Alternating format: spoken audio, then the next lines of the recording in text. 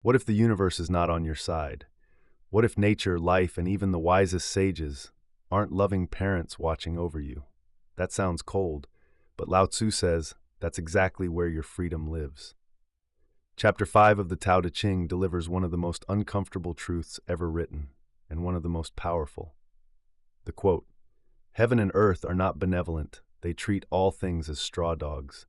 The sage is not benevolent, they treat all people as straw dogs." The space between heaven and earth, is it not like a bellows? It is empty, yet inexhaustible. The more it moves, the more it produces. Too many words lead to exhaustion, better to keep to the center. What does this actually mean? Lao Tzu opens this chapter with a punch to the gut. Heaven and earth don't love you. But hold on, this isn't cynicism. It's something far deeper. Straw dogs. In ancient China, these were ritual effigies used in ceremonial offerings. Before the ceremony, they were treated with great reverence. After it, discarded or burned. No cruelty, no malice, simply their time had passed. Lao Tzu's point, the universe treats everything exactly this way. The tiger and the mouse, the empire and the blade of grass, you and your neighbor, no favorites, no exceptions. Does that sound frightening or liberating?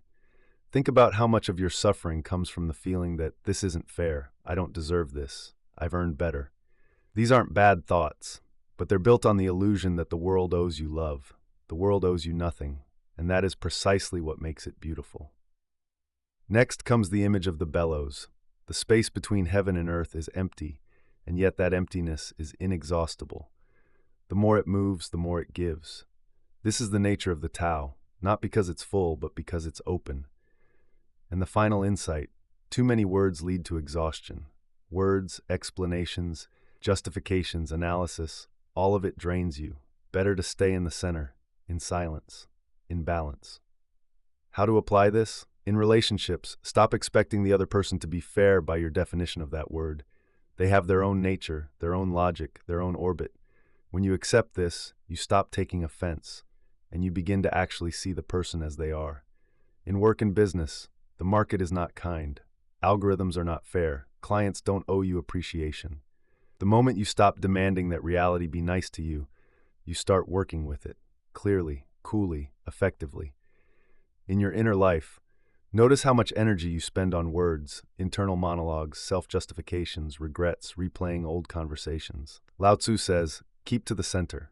You don't need to explain everything, not to yourself, not to others. Sometimes the most powerful action is simply to stop. Chapter 5 of the Tao Te Ching doesn't say, the world is harsh. Accept it and suffer. It says something else entirely. The world is neutral, and that is your freedom. When you stop waiting for the universe to be kind, you find power, because now you act not from resentment, not from fear, not from a crusade for justice. You act like the bellows, empty inside, but inexhaustible. If something isn't going your way today, maybe the universe is just living its life, and you get to start living yours. Like this video if that idea landed. Subscribe, we're going through every chapter of the Tao Te Ching, one at a time. No mysticism, no filler, just what actually works in real life. See you in chapter 6.